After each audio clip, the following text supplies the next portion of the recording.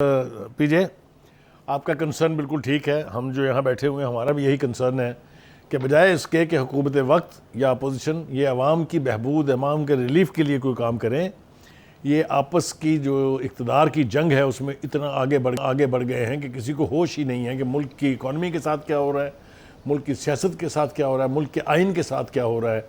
जिस तरफ आप नज़र दौड़ाएँ उस तरफ ही इंतशार है। आप ये देखें कि ऐसे फोरम्स जिनकी कभी आवाज़ बाहर नहीं आती थी, उन फोरम्स के ऊपर जो कुछ हुआ वो भी आपके सामने है। अभी कल ही की बात है, जो सुप्रीम कोर्ट के चीफ जस्टिस साहब ने जो नए जजेस मुकर्रर करने थे उसके हवाले से क्या कुछ हुआ, ये कभी पहले हुआ नहीं है। ना इस तरीके से किसी ने रिएक्ट किया, ना इस तरीके से किसी ने कंडक्ट किया। हर एक के ऊपर ही उंगली उठ रही है, हर एक का ही कोई ना कोई कसूर ज़रूर है। उसके बाद आप देख लें पंजाब असम्बली में इस वक्त जो इलेक्शन चल रहा है, उस बीच भी हम एक इलेक्शन तो असम्बली के अंदर करा नहीं सकते पीसफुली, और हम क्या कराएंगे। वो चाहे कसूर सैफ खोखर साहब का है, चाहे कसूर इस वक्त वहाँ की जो हुकूमती पार्टी है उनका है, लेकिन बदमज़गी वहाँ मौजूद है। सिक्योरिटी को बुला लिया गया अंदर असम्बली के। कल तक जो इतराज़ करते थे कि अंदर सिक्योरिटी कैसे आई, वो आज खुद सिक्योरिटी को बुला के बैठे हुए हैं। ये इलेक्शन तोड़ निभेगा कि नहीं, ये किसी नतीजे पर पहुँचेगा कि नहीं, इसमें तो अभी कुछ वक्त बाकी है। लेकिन दूसरी तरफ जो सबसे खौफनाक काम है वो ये है, जिसकी तरफ इशारा किया पीजे ने, वो ये है कि अपना सेल्फ इंटरेस्ट जो है वो नेशनल इंटरेस्ट के ऊपर प्रवेल कर रहा है, और ऐसे ऐसे बयानात दिए जा रहे हैं। एक तरफ इमरान खान साहब कह रहे हैं कि इलेक्शन जब तक अनाउंस नहीं होंगे मैं तो किसी से बात करने के लिए तैयार नहीं हूँ, ना मैं इन चोरों को मानता हूँ। और ये लोग कह रहे हैं कि जनाब चोरों के तो आप बादशाह रहे हैं, फॉरेन फंडिंग केस आपकी गर्दन पे लटक रहा है, इस पर बाद में बात करेंगे। तो एक दूसरे के ऊपर उंगलियां उठ रही हैं, इल्ज़ाम लगा रहे हैं, लेकिन अवाम का कोई काम हो नहीं रहा है। ये इंतहाई अनफॉर्चुनेट सिचुएशन है। 21,000 बसें दिल्ली के शहर में लाया है आम आदमी पार्टी, और फंड जनरेट उन्होंने उसी शहर से किए हैं, उसी शहर से फंड जनरेट किए हैं। विजन था, हर कॉन्स्टिट्यूंसी जो दिल्ली की थी उसके जो मसाइल थे उसके हवाले से उन्होंने तैयारी की थी, और हर कॉन्स्टिट्यूंसी के हवाले से उन्होंने फैसले किए। उन्होंने फैसला किया कि शहर को कचरे से हम साफ कर देंगे। देखें, एक सियासी पार्टी की कमिटमेंट है, यहाँ पे तो सियासी पार्टी की कमिटमेंट है, हम 122 वोट नहीं लेंगे, हम 126 वोट लेंगे।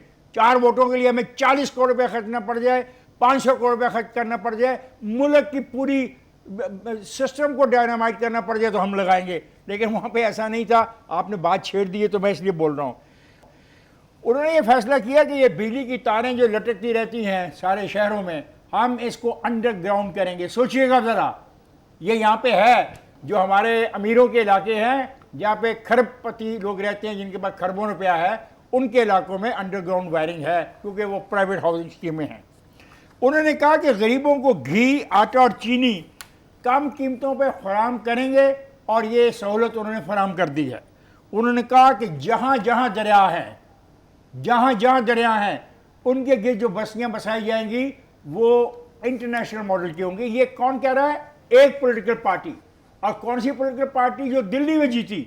और पैसा कहाँ से आया उसके पास? वो उसने दिल्ली से पैसा जनरेट किया, दिल्ली से पैसा जनरेट किया, अपने फेडरल पैसे लेने के अलावा दिल्ली से पैसा जनरेट किया।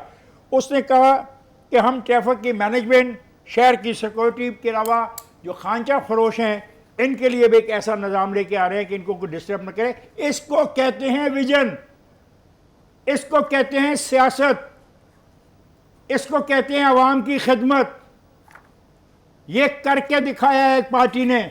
लेकिन ये चीज तब आती है जब किसी भी पॉलिटिकल पार्टी या पॉलिटिकल लीडर में कौमी सोच आती है, जब उसमें ये फिक्र आती है कि आम आदमी को मैंने ऊपर लेके जाना है, ये सोच आती है कि मैंने अपने शहर, अपने मुल्क, अपने प्रोविंस की बेहतरी के लिए काम करना है, उसको अपग्रेड करना है, अपलिफ्ट करना है, उसको सेल्फ सस्टेनेबल मॉडल पे लेके जाना है, जिसकी तरफ आप इशारा किया। ये हुआ नहीं है। प्रॉब्लम ये कि प्रैक्टिकली एक पॉलिटिकल पार्टी ने करके दिखाया, इसलिए कि वो पॉलिटिकल पार्टी सेल्फलेस थी। अब पंजाब में भी जारी हो, ठीक है, वो पॉलिटिकल पार्टी सेल्फलेस थी। उसके अपने जावेद, ये जो आप बात कर रहे हैं और इफ्तिखार ने जो बात की है, वो कहते हैं विजन नहीं है, और आपके अंदर तो डिवीजन है हर जगह। पीजे विजन का विजन लेके राइट अप टॉप, पीजे विजन के विजन से ज्यादा सबसे बड़ा मसला इनके अपने इंटरेस्ट हैं, इनके अपने मफादात यार इसका मतलब हैं, जिसकी तरफ बुखारी साहब जावेद- इशारा कर रहे जावेद- थे जावेद- कि ये जावेद- 2-2 सीटों 4-4 सीटों के लिए लड़ना, इनको तो आवाम की फिक्र नहीं है। जवेद बड़ा प्यारा आदमी है, तू बहुत अच्छा आदमी है। क्या उसके बेचारे का विजन नहीं था? क्या उसको सियासी जमात नहीं? लेकिन देखो ऐसा था वो उसकी- दूसरी उसकी जगह पे जा अपनी रहा है ना, जात का तो इंटरेस्ट पंजाब तक नहीं है। पहुंच गया, पंजाब तक पहुंच गया ना वो। इफ्तिखार साहब, क्यों आपको ये भाई साहब? सारे काम करने के लिए सेल्फलेस होना पड़ता है,